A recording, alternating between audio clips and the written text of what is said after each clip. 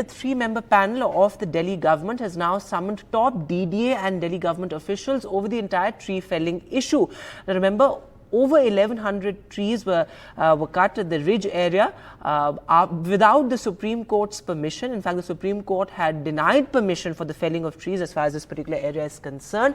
And the Supreme Court, in fact, came down heavily on the Delhi Development Authority as well as the Delhi government officials. And a three-member panel, in fact, was also formed. A three-minister panel, in fact, was formed by the Delhi government, and they have now summoned the top officials of the Delhi government and the Delhi Development Authority. And Sharad Sharma, our senior colleague, is in fact joining us live on the phone line now. तो शरद, आपने जैसे कि ground पर भी report किया था कि ये सारे जो पेड़ थे वो सुप्रीम कोर्ट के कहीं ना कहीं आदेश के बिना ही काट दिए गए, और अब दिल्ली गवर्नमेंट ने इस पर एक पैनल बनाया है, एक फैक्ट फाइंडिंग कमेटी बनाई है, टॉप गवर्नमेंट ऑफिशियल्स को भी समन किया गया है. कहीं ना कहीं फिर से एक ब्लेम गेम शुरू हो गया, आप कहेंगे, आम आदमी पार्टी गवर्नमेंट और एलजी के बीच में, क्योंकि डीडीए एलजी के अंडर आता है.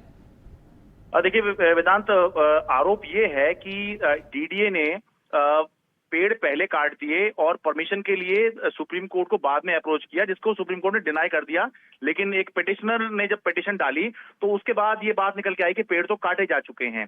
तो उसी को लेकर जो सुप्रीम कोर्ट है उसने पिछले हफ्ते 2 बार इस मामले को लेकर सुनवाई की है, और जो डीडीए के वीसी हैं उनको कंटेम्प्ट नोटिस इशू हुआ है, और जो दिल्ली गवर्नमेंट के एनवायरमेंट डिपार्टमेंट के प्रिंसिपल सेक्रेटरी हैं उनको कंटेम्प्ट नोटिस इशू हुआ है. और दिल्ली सरकार को भी एक एफिडेविट देने के लिए कहा गया है कि वो बताए कि इस पूरे मामले पर उसका क्या पक्ष है. तो उसी के लिए, क्योंकि हलफनामा देना है, एफिडेविट देना है सुप्रीम कोर्ट में 11 जुलाई तक, 12 जुलाई को सुनवाई होगी, तो उसी लिए एक फैक्ट फाइंडिंग कमेटी बनाई गई है. 3 मिनिस्टर इसमें हैं, सौरभ भारद्वाज हैं, आतिशी हैं, इमरान हुसैन हैं.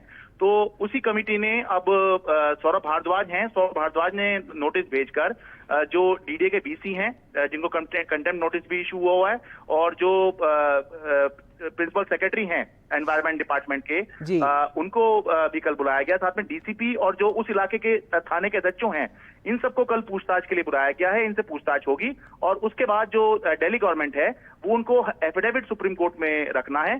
तो इसलिए पॉलिटिक्स जरूर हम कह सकते हैं, लेकिन क्योंकि सुप्रीम कोर्ट का भी आदेश है तो इसीलिए ये सब कार्रवाई चल रही है.